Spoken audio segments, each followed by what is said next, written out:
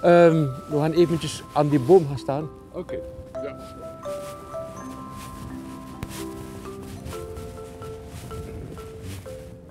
Dus Vlaanderen wordt, en België bij uitbreiding wordt ook progressief. Dat verhaal van de seksshops verdwijnt.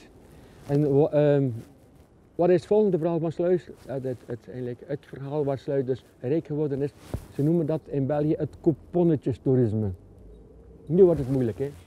Heeft niks met treincouponnetjes te maken, hoor. Spreken de jaren 80. Inflatie stijgt, zoals nu. De rente gaat omhoog, dus 14–15%. En in België betaalde je toen 25% belastingen op je rente aan de bron.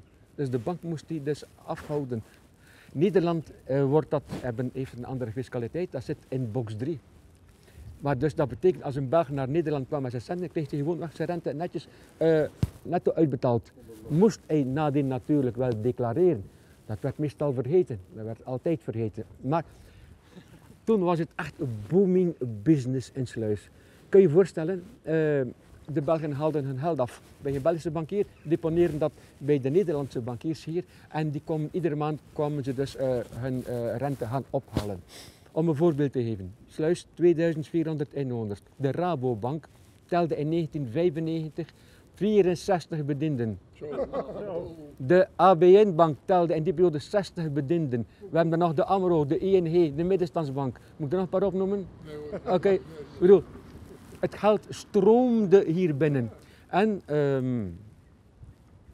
het is dus zo, dus als de Vlamingen geld hebben, dat moet rollen. Dat wordt niet opgespaard, centen moeten rollen. Die winkel daar, dat is een heel chique winkel, de Printemps.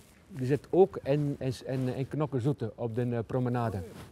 Meneer Doren, en waar je daar La Trinité hebt, daar was de ABN-bank. Dan kun je je voorstellen, die afstand van daar naar daar is gigantisch. Hè? Dat geld kan verdwenen zijn ondertussen. Hè? Meneer Doren heeft dus de Green Ice gekocht om daar zijn winkel te plaatsen. Zodanig dus dat de meneren kwamen dus buiten, de Belgen kwamen buiten met hun centen, gaven de cent aan madame direct de winkel binnen. Geen risico nemen. Geld moet rollen. Maar toen kwam 2000, Europa, de Europese spaarfiscaliteit en dat verhaaltje kende ook dus zijn einde. En toen dacht men, Sluis, dat zal zijn beste tijd gekend hebben. Toen zag je al in de straten winkels, alles voor 1 euro en dat moet je niet hebben in een stad. Maar Sluis heeft ze herpakt en een van de grote motoren van de herstel van Sluis, dat is Sergio Herman. Dat is de man van een 3-sterren restaurant, dus Oud-Sluis. Ik bedoel, 3-sterren restaurant is naar Belgische normen, dat is de Juffa-hut. Sergio Herman heeft dus de gastronomie van Sluis op een hoger plan getild. En als chauvinistische Belg mag ik dat zeggen, waar heeft Sergio Herman zijn stil geleerd? Niet bij zijn vader, hè. Dat was een mosselhuis. Maar in België in de betere restaurants en in de hotelscholen. En in zijn kielzog zijn dus de jonge Nederlandse chefs meegegaan. En vandaar dus dat de gastronomie in Nederland dus ook dus, een boost gekregen heeft. En ook om over de winkels te spreken, dus ongeveer in 200 winkels. Veel zaken zijn van vader op zoon, beter nog, van moeder op dochter. En zij hebben altijd voor kwaliteit blijven kiezen. Met een zeeman ga je aan de kant van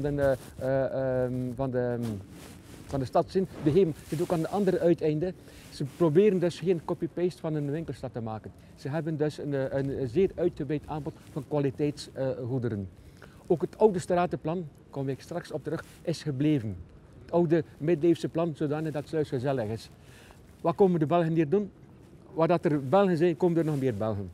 90% van de bezoekers hier zijn dus Belgen, 8% Duitsers, 2% Fransen en Nederlanders die Sluis herontdekt hebben met de corona. Toen konden ze niet naar het buitenland, kwamen ze naar Zeeland en hebben de Sluis ontdekt. En ze weten niet waar ze hier zijn. Ja. Wat kopen de Belgen hier nu doen? Een aantal zaken zijn goedkoper dan in België. Bijvoorbeeld paracetamol, bepaalde keelpastilles moet je in België bij de apotheek zijn. Betaal je dubbel de prijs van hier.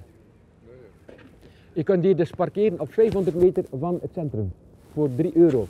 Dat is heel handig. Probeer een keer in Brugge te gaan parkeren of in een grote Nederlandse stad. Drama kost een fortuin en drama om je auto kwijt te raken. De winkels zijn 7 dagen op 7 open. Morgen Belgische feestdag, wat dat is hier en dan krioelt het hier van het volk. En ook een aantal zaken zoals natuurproducten, zaken dus ook voor horeca, zaken dus voor de kappers, zijn goedkoper dan in België. Vandaar dus dat in België dus nog altijd hier komen. En het is ook vooral voor een uitstap. Ja. Dus de Belgische dames die gaan regime, die komen halen hun materiaal voor 1 maand hier kopen, maar eerst gaan ze nog een keer een grote wafel met slagroom nemen om het af te leren.